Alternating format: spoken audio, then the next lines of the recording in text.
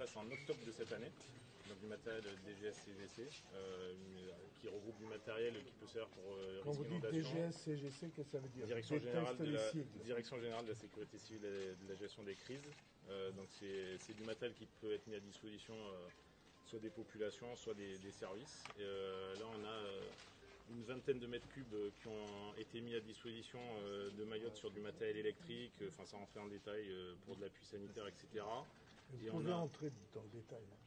D'accord, ben voilà, c'est groupes électrogènes, du petit matériel électrique, des housses mortuaires, du bâche, tout ce qui peut servir essentiellement à l'appui aux populations. Et on a également ce même type de réserve dans l'Hexagone.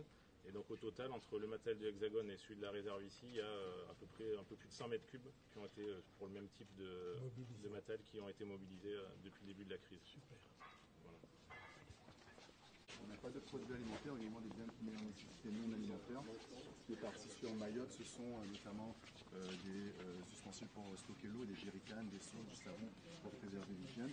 On a également des lampes solaires qui peuvent permettre aussi de recharger. Combien de tentes de ce genre avez-vous en stock? Alors ici on n'en a pas beaucoup sur le stock de la Réunion. On a surtout des stocks, des tentes polyvalentes de 24 mètres carrés, 48 mètres carrés, 72 mètres carrés qui servent plus à faire des entrepôts ou en tout cas des temps plutôt communautaires. Là, c'est un exemple de temps familial. Vous les commandez où? Alors, on a des fournisseurs internationaux, au niveau de la Fédération internationale notamment, tout le matériel est standardisé.